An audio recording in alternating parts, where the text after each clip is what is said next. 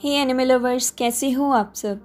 आज मैं आपको एक्सप्लेन करूँगी 5 सेंटीमीटर पर सेकंड की स्टोरी। और मैं आपको ऐसे एक्सप्लेन करूँगी ताकि आपको समझ आ जाए कि मूवी में चल क्या रहा है। तो स्पॉइलर वार्निंग के साथ हम करते हैं अब स्टार्ट। ये मूवी 2007 में आई थी और इसकी IMDb रेटिंग है 7.6 and it was produced and directed by Makoto Shinkai. ये मूवी 3 पार्ट्स में डिवाइड की गई है। तो पार्ट फर्स्ट में हम देखते हैं तकागी और अकारा को, जो कि अपनी यंग एज में थे। तो ये पार्ट डिपिक्ट करता है यंग लव को, लाइक चेरी ब्लॉसम, और कैसे उनका लव बॉन्ड एस्टेब्लिश होता है। और सेकंड पार्ट था स्कूल एज का and third was about the adulthood, उनका रियलिटी से सामना होना। तो पार्ट फर्स्ट में तकागी और अकारी एलिमेंट्री स्कूल में मिलते हैं और वो बहुत ज़्यादा क्लोज फ्रेंड्स बन जाते हैं। जब उनका एलिमेंट्री स्कूल ख़त्म हो जाता है, अकारी तकाकी को बताती है कि उसकी फैमिली यहाँ से मूव ऑन हो रही है और वो एक दूसरे को प्रॉमिस करते हैं कि हम लेटर लिखेंगे और अपनी फीलिंग्स शेयर करेंगे। फिर तकागी को पता चलता है कि उसकी फैमिली भी दूसरी जगह पे जा रही है और वो जहाँ पे अब अकारी रहती है उससे भी दूर है। तो वो डिसाइड करती हैं कि डिवाइड होने से पहले हम एक दूसरे को मिलेंगे। तकागी जब ट्रेन से अकारी को मिलने के लिए जाता है तो उसे बहुत सारी प्रॉब्लम्स फेस करनी पड़ती हैं, जैसे कि ट्रेन का अपने टाइम से ज़्यादा रुकना, ठंड भी बहुत ज़्यादा होने लग जाती है और जो वो लेटर लेके आया था अकारी के लिए वो भी उसके हाथ से निकल जाता है।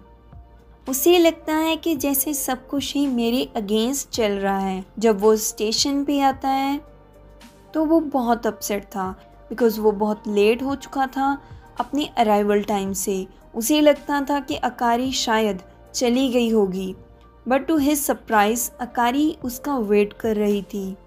वो दोनों बहुत बातें करते हैं और खाना भी शेयर करते हैं और लास्ट में एक किस भी। तब जाते जाते तकागी सोचता है कि हम कभी अलग नहीं होंगे फ्यूचर में भी, चाहे डिस्टेंस कितना भी हो। और वो ऐसा इसलिए सोच रहा था क्योंकि अभी तक तकागी ने रियलिटी को एक्सेप्ट नहीं किया था। तो पार्ट सेकंड में, जिसमें तकागी अब हाई स्कूल में था जहां उसकी फैमिली अब रहती थी, और तकागी की क्लास में कनाए, जिसको तकागी पे क्रश था, वो अपनी ही दुनिया में रहती थी। और हम ये पार्ट कनाए के प्रोस्पेक्टिव से ही देखेंगे कि वो क्या सोचती है तकागी के बारे में। वो उसे प्यार तो बहुत करती थी बट कभी कह नहीं पाई क्योंकि उसे लगता था कि तकाकी उसके बारे में ऐसा नहीं सोचता जैसा वो सोचती है। पर एक दिन वो सोचती है कि आज मैं बोल दूंगी, बट उसे लगता है तकाकी किसी और को पसंद करता है क्योंकि वो हमेशा मैसेज करता रहता है।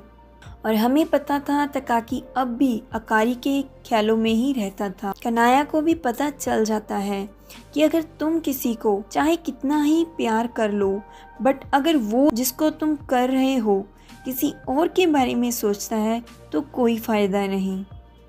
बट तकाकी दूसरी तरफ मैसेज लिखता तो है बट वो उसे कभी सेंड नहीं करता अकारी को, बिकॉज उसको भी रियलाइज़ होने लग गया था कि अब वो और अकारी कभी नहीं मिल पाएंगे। वो तो अब भी उसे प्यार करता था और उसके बारे में सोचता था, बट वो अकारी को मूव ऑन होने के लिए छोड़ देता है। और यही बिल्कुल रियलिटी है। कभी कभी हमें समझ नहीं आता हम क्या करें, जो हम कर रहे हैं वो सही है या गलत, और यही इसी पार्ट में हमें समझाया गया है। पार्ट 3 है 5 सेंटीमीटर पर सेकंड, और ये पार्ट पूरा सैडनेस से भरा पड़ा है। तकाकी अब भी बहुत अपसेट था जो भी हुआ था उसके साथ। उसकी रिलेशनशिप अकारी के साथ शॉर्ट टाइम की थी, बट वो आज भी याद करता था अपने पास्ट को। और दूसरी तरफ हम अकारी को देखते हैं जो मूव ऑन हो चुकी थी और वो इंगेज भी हो चुकी थी। एक पर्सन ने रियलिटी को एक्सेप्ट कर लिया था और दूसरे ने नहीं, और उसने अपने आप को रिस्ट्रिक्ट कर लिया था पर्सनल ग्रोथ से। और एंड में हम देखते हैं तकागी और अकारी एक दूसरे के पास से गुजरते हैं और अकारी आगे चली जाती है। तकाकी ये देखता है और वो सोचता है कि शायद वो मूव ऑन हो चुकी है। वो स्माइल करता है और खुद भी मूव ऑन हो जाता है।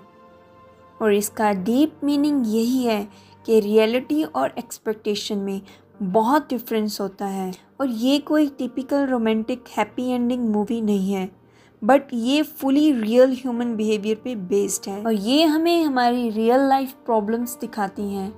बट एंडिंग इसकी भी अच्छी थी बिकॉज वो दोनों ने ही रियलिटी को एक्सेप्ट कर लिया था। तो यही थी फ्रेंड्स इस मूवी की स्टोरी और इसका मैसेज। होप आपको ये समझ आई हो।